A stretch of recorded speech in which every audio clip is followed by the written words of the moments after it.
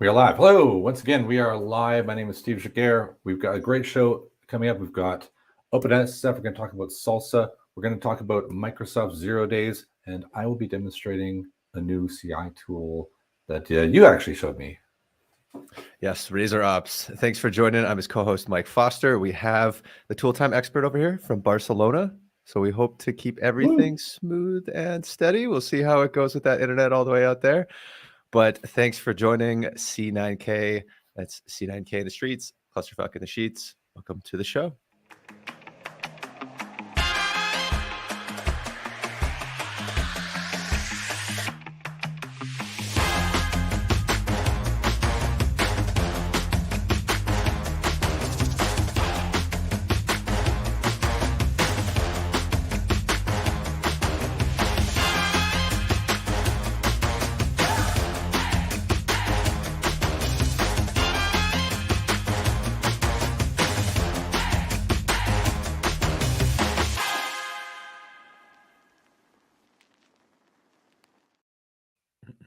All right. What is new? How is life in Toronto?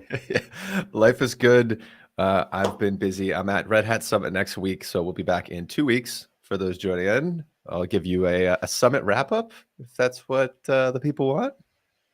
Yeah, that'd be cool. I like that. In 2 weeks' time, I will be in Tel Aviv, so we may have to either adjust the time, or, I will get my flight details. There may be a bump. Steve is a world traveler now, so we gotta get him when he has good internet service. Yeah, I mean, I'm in Tel Aviv. I figure I'm gonna have good internet service. It's like tech mecca. Yeah, no kidding. We had a packed show. This is actually a really good one. It's full of everything. I can't believe we missed SLSA, the announcement. We were talking about KubeCon in the last show, talking about announcements, and we missed it. Yeah, we missed a few things, and I've got another one in here as well, which is connected to a story you know about, but I will elaborate once we get going. Yeah, we got a big announcement as well in the big spender category. That's kind of raising some eyebrows internally, I'll say that. Okay. Let's get into it.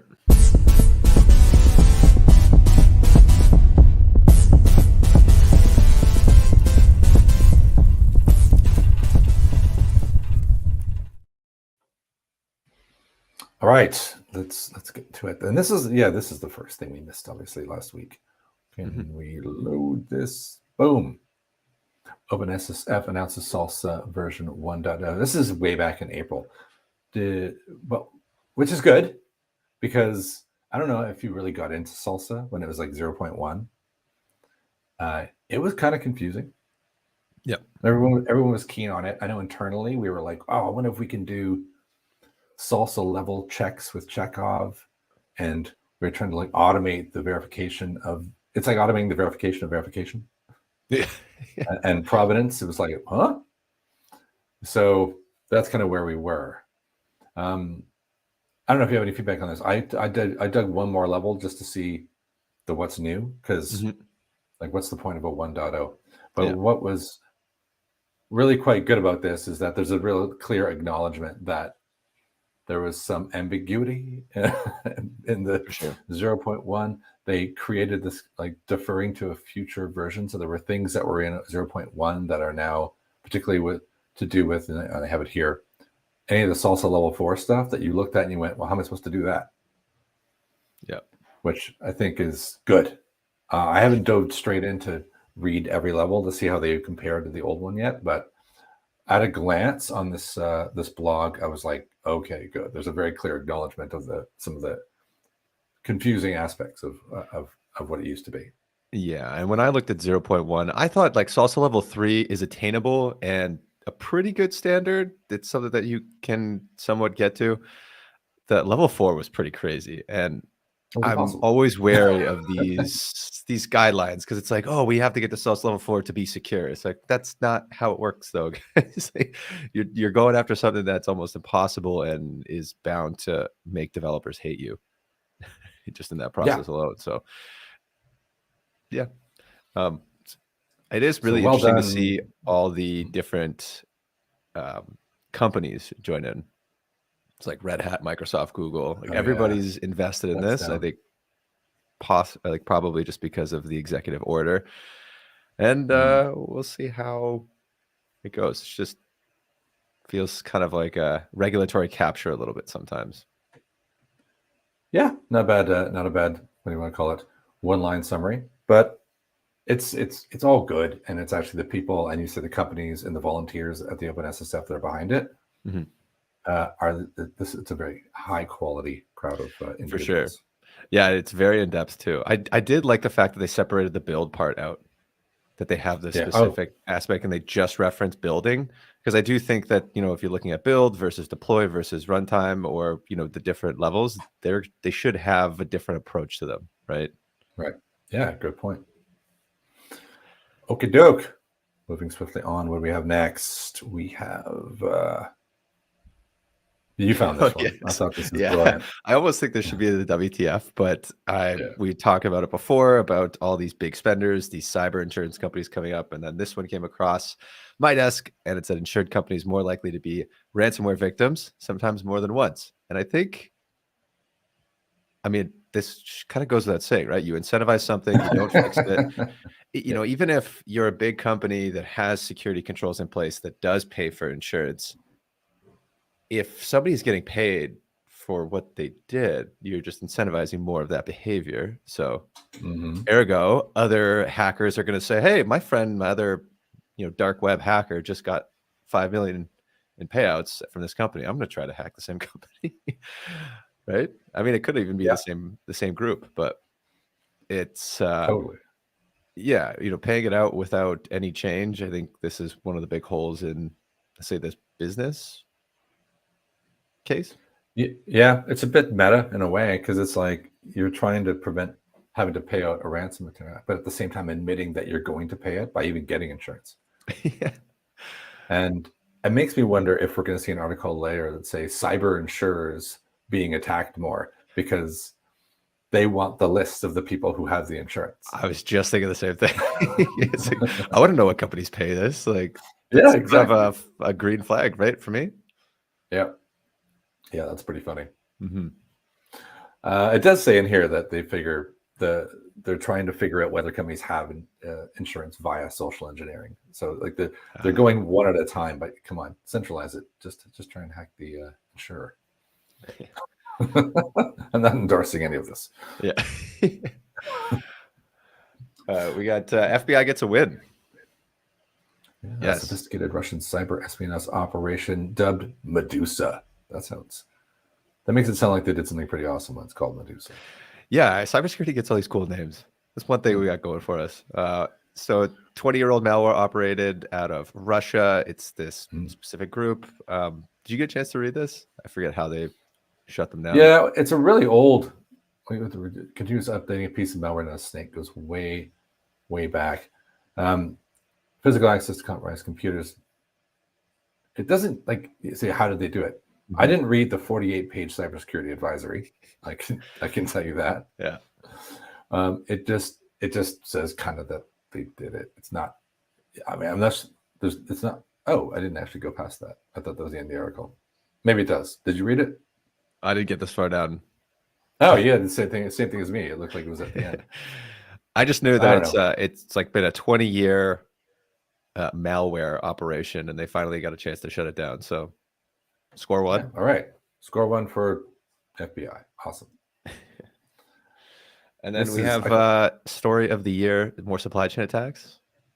Well, yeah, this is quite a good article by Ford, because they go through and they start talking about packages. I mean, this is what they do, right? Packages that they found in PyPy that were compromised. I love the names because it's like, these are not real packages. They're looky-likeys, right? Like TLS bypass, Z proxy, Stripe client. I mean, this is great, right? They're just creating packages, probably stealing descriptions from the actual package that says it does it, so that it's just sitting there trying to look and lure you into do it. But it's really, I don't know whether you read all of them, but it's very cool how they look at, they analyze the setup pie and they find, okay, well, it's reaching out to this URL, paste, binger, crypto, changing the name, running an executable, different versions of the same style of attack, where there's a remote URL and They're just trying to download and run something else that isn't originally there. And the little pieces of script, this incredibly obfuscated URL, if you can see that, it's pretty small, but it's like, and then this one, just trying to avoid detections like what Fortinet does to try and see. But it's like, obviously it didn't work because Fortinet still found it in spite of them creating this weird, mad, encoded data to try and run something. But it's nuts. It's a really good article. And again, all the links, of course, are down in the suggestion. If you want to get a good feel for how attackers do what they do and what they're trying to do, this is great. You got one of everything going on here, and it's all grouped by category of style of attack too. So it's really cool. Yeah, it's an awesome list, actually. I gotta read through it after. Very cool. It's pretty awesome. All right, are you ready? All right. Oh, that's the end. Okay. Yes, all right. Steve's hot take is coming up. It's gonna get extra spicy in here.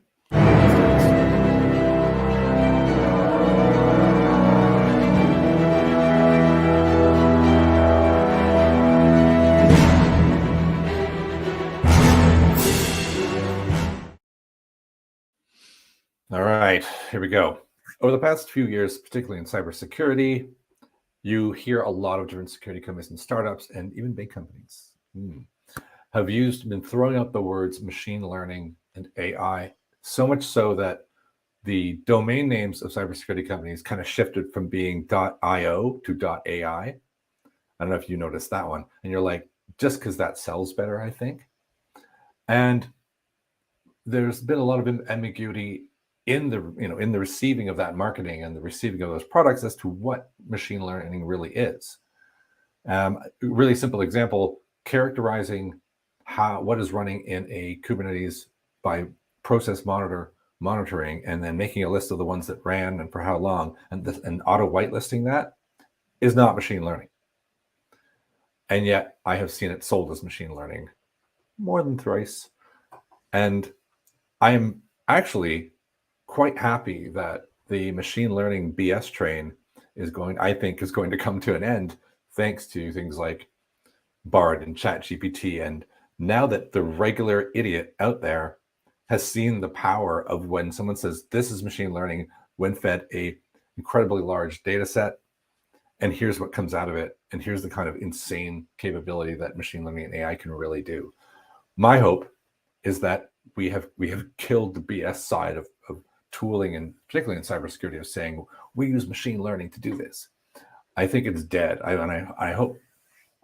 I'm going to say it is dead, because no one would dare now say machine learning is used in our cybersecurity tool unless it actually is, because now people have a clue as to what the power that they're actually looking for and the advantages that they're looking for. That is my hot take. That ChatGPT has killed the over marketing of ML. Yeah, let us know what you think in the comments. Done. No, it's even crazier stuff. Yes. All right. I thought this was hilarious. This is another one of your, I don't know where you get your news, but it's always weird. Yeah. Is the parking tickets? Yeah. Yeah. I'm not sure. It's more than parking tickets, though. I read the whole thing. It's great. Yes. Yeah, so a lot of parking tickets can be paid online now. I know in Toronto, there it is. I know the prices went up, but yeah, exactly. So you have the citation. They'll put it on your, put it on your window with the little QR code. You'll go and scan it. You think you're paying the actual city of San Francisco, but nope, you're just giving your credit card information to Officer 997. Yeah. Which who is someone who just wants to probably even taking your money and your details, and then maybe some more money later. What I liked about the article is that the reason the date is circled is because the idiot put a date in the future. That was how it got picked up as being what this is bullshit. Wow. It's pretty good though. Then, yeah, it's a pretty good manual scam, like to walk around and do that. The first one way at the start here was pretty good in that this is a bubble tea shop and someone must have walked in, put a QR code right on the door, and the bubble tea shop didn't notice. And it said, fill in a form to get a free bubble tea. And so it downloaded an Android app. That was the form. So she went all the way through to downloading an app onto her phone which then took $20,000 out of her bank account. So the power of QR codes. Yeah, the power of just clicking through random things, not paying attention to what you're doing too. But it's it's scary. It's wild. So this is good. I when I'm doing presentations, I don't know if you do this. When my intro it says, "Hi, this is me," I have a QR code on it, and I have a arrow that points at it saying, "Totally trustworthy, non-malicious QR code." Yeah. It's like I almost want to make it I can't believe you click this QR code special domain that you go to if you actually scan it. Yeah, I mean, I did grow up in the, let's say, meme era, so I'm never trustworthy of random links or QR codes that are sent to me. Yeah, yeah, absolutely. Yeah, so that's pretty fun. Next in the WTF list. Yeah, this one was sent to me first. Actually, my father was ahead of me on this one. He sent to me. He's just like, "Hey, did you see this? What's the deal with it?" And yeah, I still don't know. This is a mysterious. What is the deal? WTF. Basically, Intel sent a patch out on Friday last week. In the afternoon, patches, all the way back to 8th gen cores, like 2017. There it is, dating all the way back to 2017. Yeah. The code itself is on Intel GitHub page. Lists all the affected processors. People thought it was a security patch. They came out and said it's not a security patch. It's a performance patch, which to me sounds like a security patch wrapped in a performance patch. Yeah. Very weird. Don't know what the fuss is about. Not exactly sure what's going on. But they said it's not related to, we talked about the BIOS hack, the MSI BIOS hack that came out, I think, like a couple weeks ago. They've said it's not related to that. So there's nothing to do at that level, but still kind of funky. Yeah, that's wild. I don't know. Yeah, people don't. I like how they mentioned the meltdown inspector bugs of 2018. So it's definitely not that. It's like, okay, great. But it's so weird, right? Who does that? Unless there's no such thing as no way to positively market why they're doing it. They're just like, well, we're just not gonna say anything. Yeah. And yeah, to me, if you're not coming out and saying, hey, this is, a performance patch for like these specific things, then it's something hidden, something happened, right? Yep, it's dark. Yeah. All right. This is weird. Like I thought this would have been the CVE section, except for the nearly a year part. Yeah. Yeah. Microsoft made the CVE section this week. So they're getting attention. Can't go after them too hard. Yeah. Nearly a year. Crazy. Yeah. And render all kinds of older Windows boot media unbootable. Awesome. This is why I don't use Windows. I looked at some of the vulnerabilities and they're not actually that crazy. Like they're low scoring, but they're like internal attacks if you have access. So it's like, it's not really there you go. The vulnerability can be exploited with physical access or administrator rights to the system, but it's like, it's a big deal. Why is it taking a year it's just because of the, I don't know what it is with secure boot. I remember when I was, I really haven't looked too much into it, but when I was setting up my PC, just between like the TPM and clicking secure boot, there was a specific restriction that if you didn't have the hardware for it, you couldn't install Windows 11. And, it had to do with the boot kit. And I'm assuming that it goes all the way down to the hardware, that basically they have to make some sort of change and allow something to happen. And they don't want to enable it until later. But my guess is that if you get into the BIOS during because it says you have to have physical access, my guess is the hack is you have to have access to the computer, get into the BIOS, and then you can basically flip the secure boot on or off and screw with the Windows 11 system somehow. Right. Yeah. And that's that fix has to go to the BIOS company too, right? Like it's not, or can Windows just go and change it? I'm assuming it has to be like a coordinated effort between the two. Yeah, and it's going to screw over a lot of people. Yeah, at the same time. Yeah, awesome. All right, I think this is our last one. Yep. Yes. Boom. Toyota.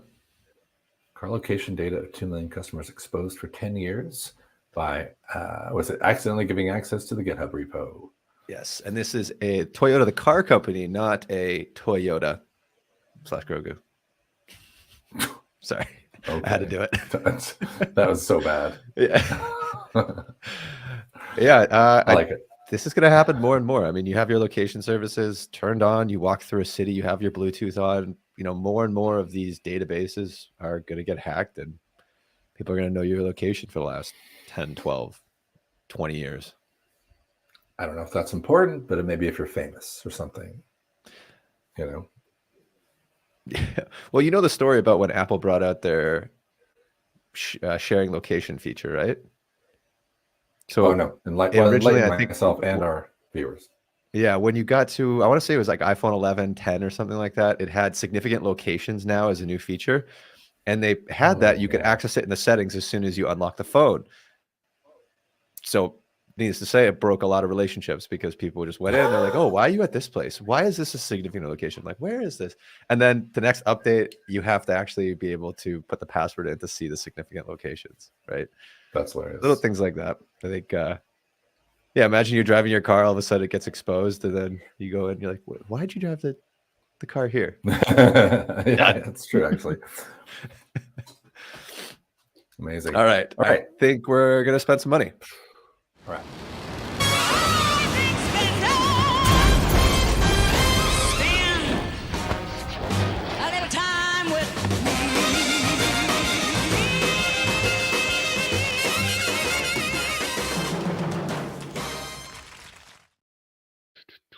Okay, so this is the one about, but this is the reason the article I added is here, if that makes sense.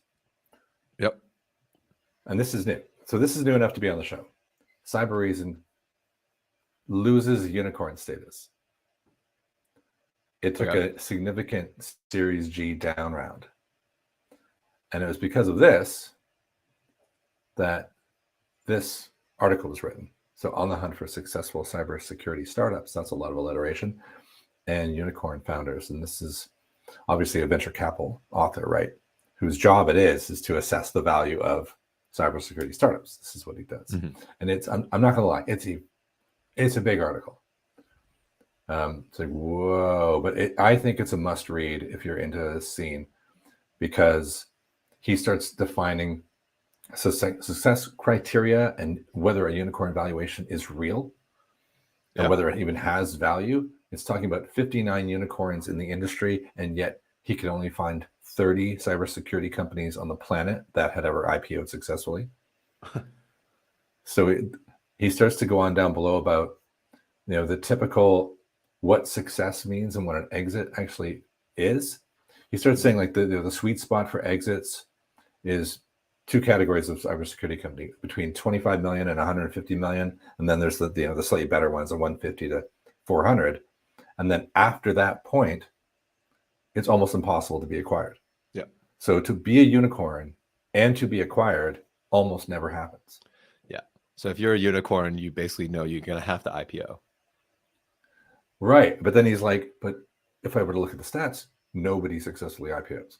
So interesting. So what is going on? So as a company, once you get into the 200, 300, 400 valuation, you have to look for a buyer extremely quickly. Well, that's generally the sweet spot. And it's sweet spot. It's interesting because I saw a very similar stat on an Andreessen Horowitz, saying the sweet spot's 350. That's generally where they feel they're going to get their money back, and you'll do well as well. Where everybody wins, because everyone wins at that point.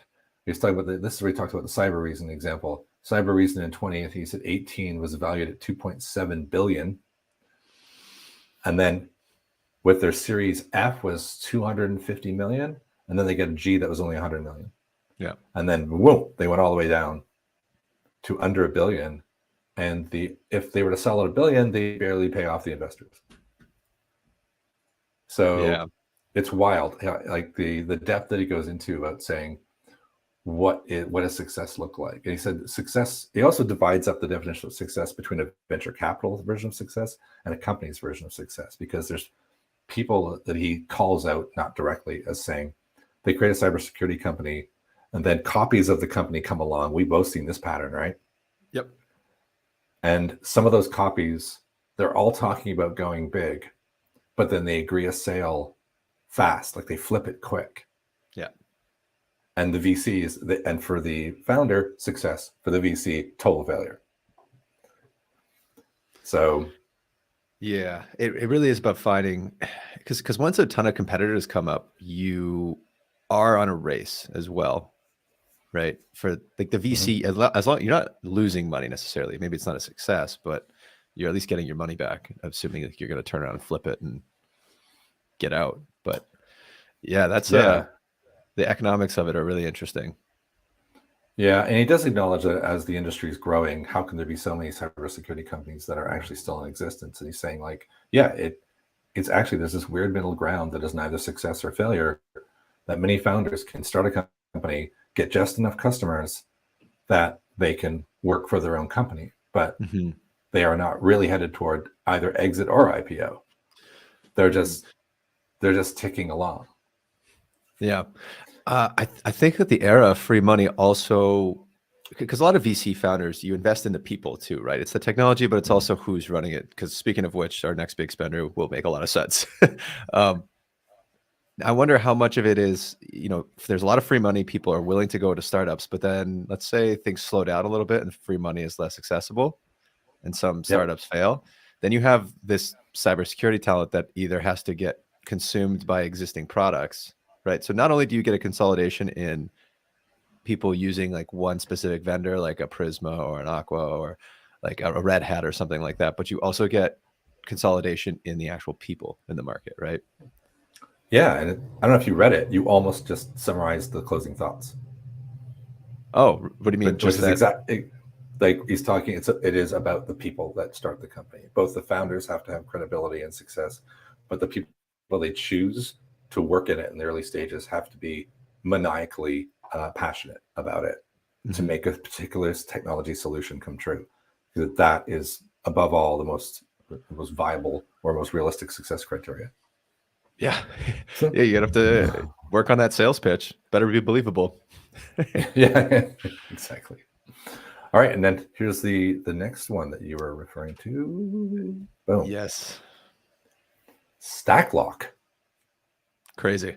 StackLock sounds familiar. StackLock. I know it's weird, right? But like, this has got, was it Luke Hines and Craig McLuckie? I guess are the core guys, right? Craig McLuckie. You can see Craig McLuckie talk on the Kubernetes documentary because he's one of the old boys, part of that crowd. And Luke Hines is. You do Luke Hines. You know Luke Hines better than I do. It was really interesting because they mentioned the article SigStore took place during the COVID lockdowns. 2020 was when the project started. I remember joining like the security meetings for Kubernetes and them coming in and giving a presentation and it just being quiet. Like, what the heck is this? What are they presenting with SigStore? Yeah, it's grown a lot and coming up on 3 years. So it's pretty impressive. Luke left Red Hat late last year. I'm assuming to pursue this. So good for him. Yeah, there we go. He's got I am kind of curious to see what they build versus something like ChainGuard. Yeah, right. It feels like a ChainGuard competitor, although I've not dove in. Yeah, StackLock, ChainGuard. Yeah, maybe we need the third company in there to really mix it up. I need StackGuard. StackGuard. ChainLock. Yeah, the names are obvious. Yeah. But good luck. We didn't see anything that's related to a product in that announcement, right? It's just, hey, we're coming out of stealth, Series A. This is us. Yeah. How much of it is, because sometimes if you don't have the founders, you want a product when you announce kind of coming out of stealth, like, hey, okay, we have a product ready. How much of this is like, hey, we're just investing in these people to get a product ready? Well, yeah, we didn't say that, but in that earlier article, it does say you could get, if you have the right founders, they'll just give you 20 million. Yeah. Because they're going to go and they have all the people that they know that work on the project. They're going to bring them in. Yeah. I mean, I don't know what they're doing, but I want to work there. True. True. Cool. All right. Cookie time. Now, what starts with the letter C?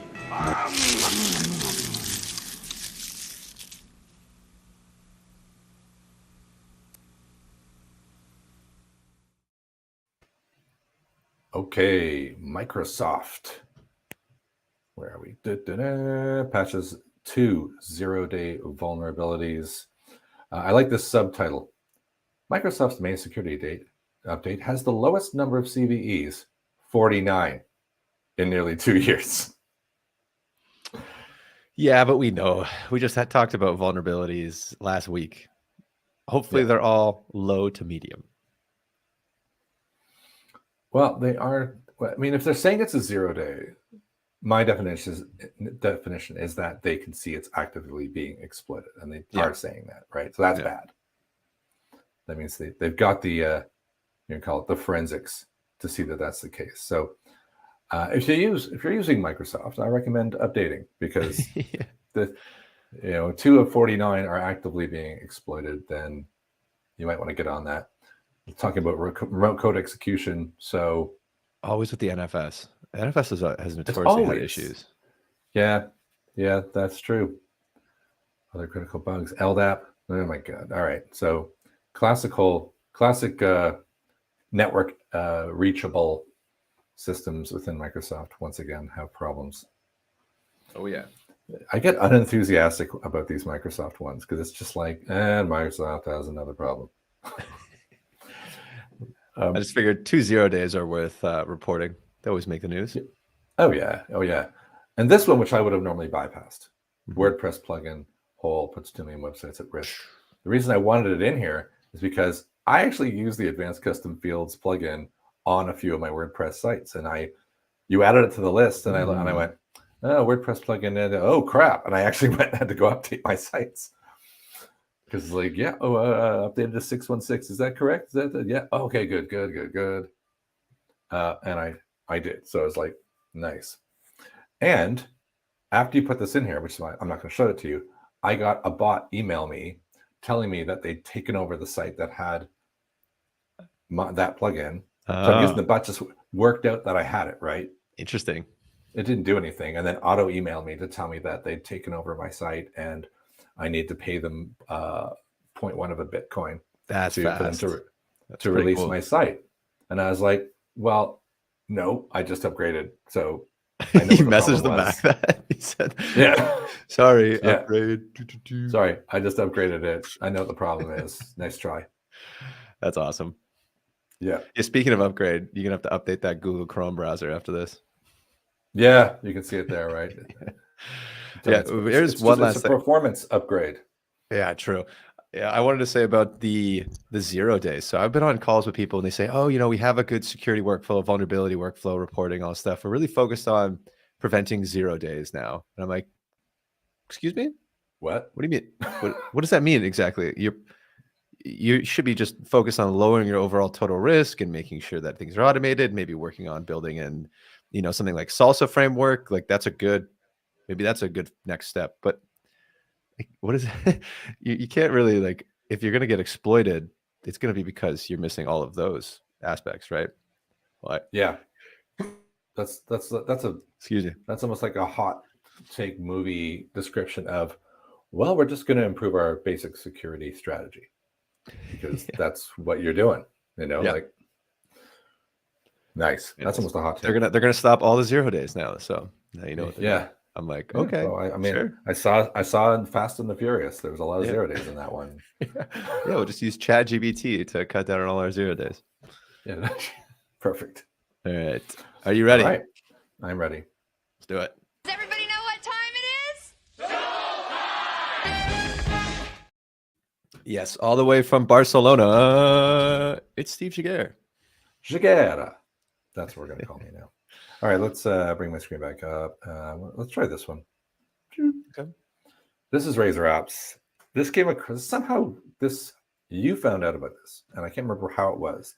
They just followed me on Twitter. They just followed me on Twitter, and I was like, okay, we got to check this out. Steve, you want to do a demo? It's been a while.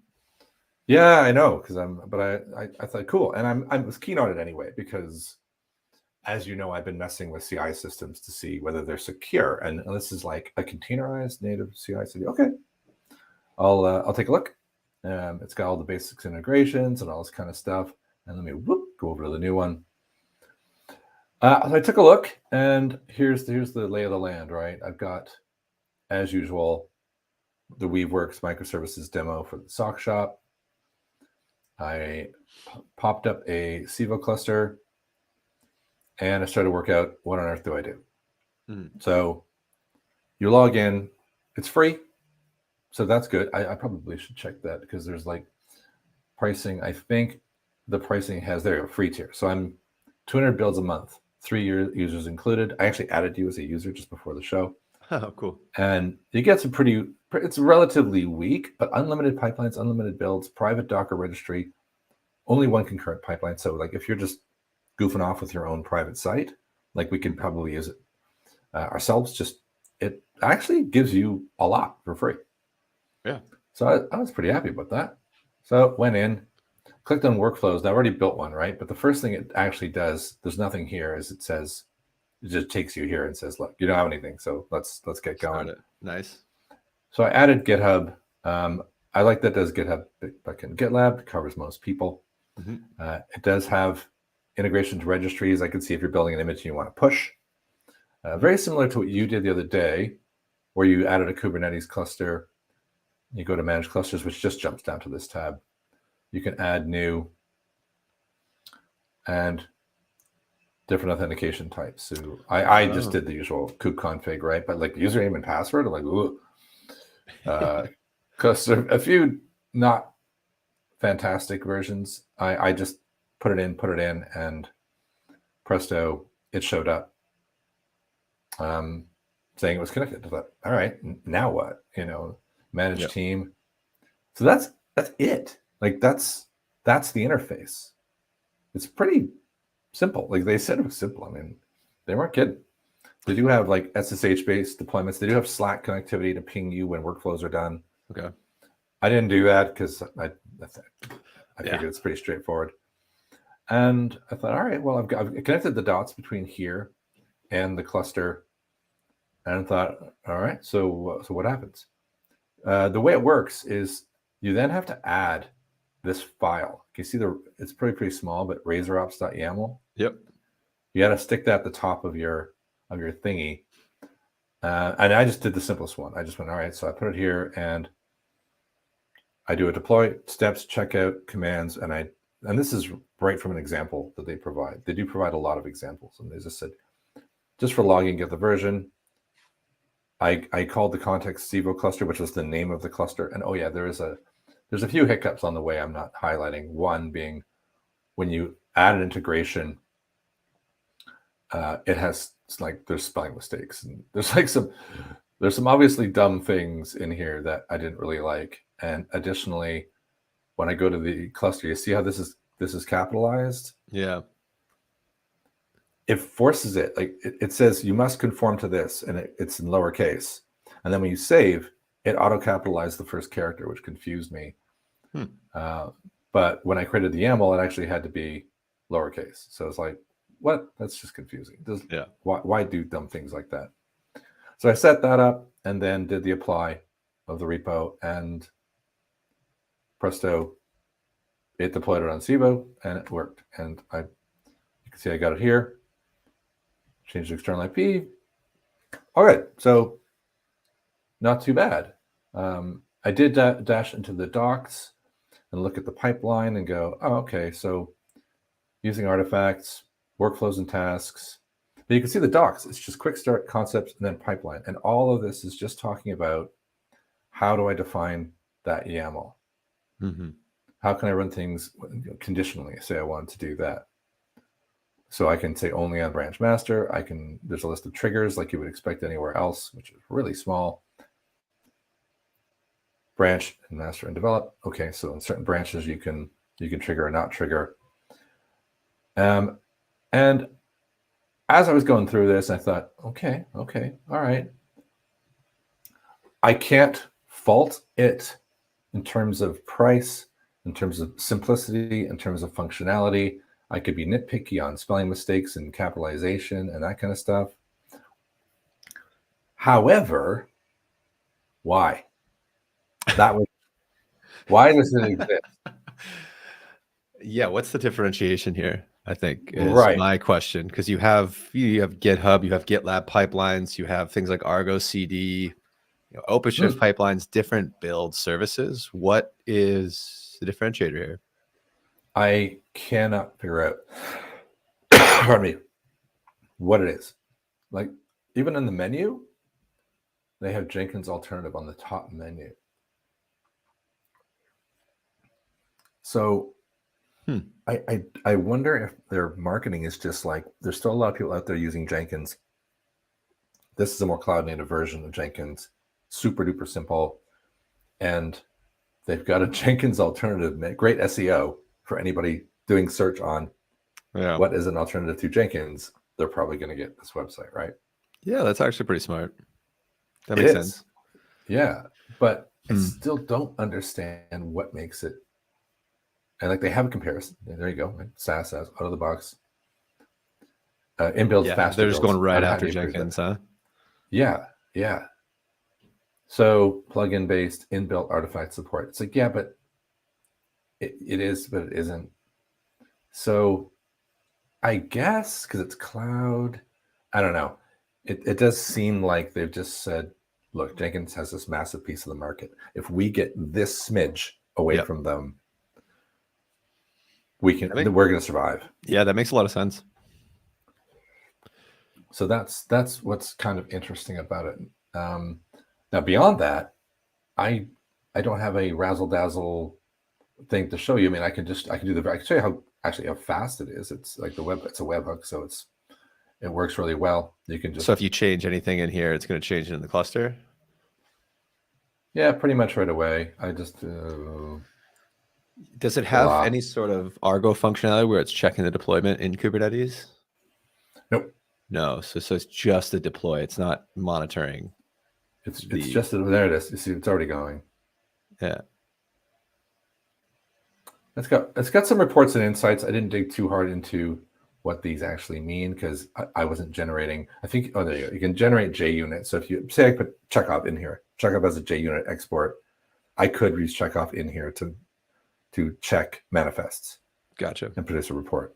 So very similar to, let's say, well, most things actually. Let's say GitHub or a code build, AWS. If you produce reports in the right format, you get to see them here. So kind of the basics of what you just expect things to happen. There, it succeeded, so it's done. You can see I messed with a lot of stuff down here to see if I can break it.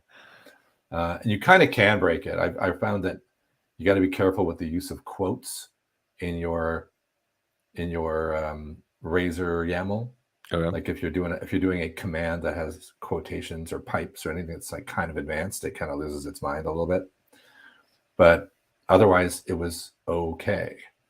And that's got it. Like, any questions on what I've shown you right now, and then I'll give you one additional commentary about it. Seems pretty straightforward. Yeah. All right. Seems easy. Like, if you don't like the idea of a good example of deploying Argo CD, you don't like the idea of having deployment details in your GitHub, and you like them hopefully stored somewhere securely, something that just handles CD. I'm like, okay, maybe you could combine some GitHub action workflows with this workflow. I'm still struggling to see the purpose. My overarching concern with this is that if I push a little bit harder on it, how secure is it? Yeah. Because it's a containerized pop-up workflow.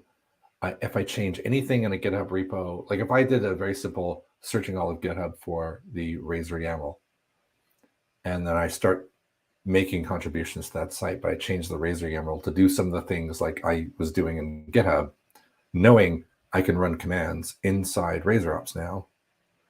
What can I do? Yeah. There's a lot of deployment going on. So what do the environment variables look like? What storage method are they using? Do they multi-tenant anything ever? And how well do they clean up? Like, all those questions can be asked. And I would wonder how good it is. Now, I am going to do this now that it's running and just see where is this all living? Because I already know that the kube config's there because I switched. So if I'm an attacker and I see something that I see a RazorOps that's talking about kubectl, well, I could just export the kube config out to my own site, and then I have access to the Kubernetes cluster, right? Yeah, it's just So another I don't attack know. vector. To me, Yeah, you have GitHub, like GitLab pipelines, or what's the GitHub's version of pipelines? What's it called again? Actions, GitHub Actions. actions. Yeah. Or, you have an internal build service that builds it and then it's going to store it in the registry and it's there. Why would you create another stop? Because basically all this is doing is checking the repo, building it for you, and then pushing it, right? You could just build it using a lot of these services. Then you can have something like Argo CD, which is checking and pulling directly from there. So it's like, why have the in-between, to me? Yeah, I think pull is so much safer than push. Push Right? requires creds, and how Yeah, well are you and saving your creds? exactly. And I can go to Argo CD and say, hey, you can only deploy into this namespace with this credential into this, and pulling from this internal cluster that you have given you access to, right? So it's very scoped. To me, I think the scoping access is a little off to me. And you better be really good with Kubernetes, for example, because if you're giving a kube config, it should be very, very specific for like the namespace you're deploying to, because you don't want somebody to screw up the config and all of a sudden you're deploying an application in a different namespace and it's getting blocked, and there's just a lot of day-to-day functionality that I think is missing. I think for the average 1 to 5 people that are in Kubernetes, maybe a small team, this would work to get up and running really quickly. Like, you need a free service and you want to get going, sure, but after that, yeah, I see some challenges. Yeah, I don't know. I looked at just for my own reference. What does if they want to make money, they're expecting people to pay for, let's say, the pro version, which is much larger builds, I guess, is the idea, because you're getting a 4 CPU, 3.4 gigahertz, 8 gig of RAM, and it's talking about Kubernetes GitOps. Like, there's a bunch of stuff going on. Helm customized support, which I think should be there anyway. Yeah. There might actually be some hidden features I'm not seeing in the free version that might make a more expanded version a little bit better. And then there's the POC for enterprise talks about like behind the firewall support. What does that mean? I don't really know. Now with security, I don't know if that's what that means. Yeah. I mean, honestly, you can't hate that model. If the model is like, hey, you get free builds, but it's extremely insecure and we don't support stuff, but then they have all these features behind the paywall, I can't knock it. I think it makes sense. Yeah, it's possible. But yeah, so I couldn't get there. But so there we go. That was my assessment. They're correct. They are a decent sub for Jenkins. But I would think I just use GitHub Action Workflows or something to do the exact same thing. And then something, if I was going to deploy, like you say, free stuff like Argo I like that. So there we go. Or Weaveworks, the equally good at doing this thing. I didn't see a differentiator. Yeah. All right. Well, I think if you know RazorOps, if you're watching this and we got it wrong, write it in the comments. Come on the show. Yeah. Speaking of which, I'm looking for a demo to do in 3 weeks. So if you know anything, let me know. Ping us at Clusterfuck on Twitter, or our usernames below. As always, everything's in the notes. Hit the notification bell, because we're not exactly sure when we're going to be live. We need to figure it out at post-show. It'll probably be in 2 or 3 weeks. I'm at Summit next week. It sounds like Steve is where? You're in Israel? Tel Aviv. The following week. So we'll have a jam-packed show probably in 3 weeks. But again, hit that bell so you know we're going live. All right. I think that's the end of the show. We didn't go over an hour for once. We didn't. Yes. It's a happy long weekend to my people in Canada, and Memorial Day the following weekend. Enjoy the day off. I'm Mike Foster. He's Steve Giguere. Signing off.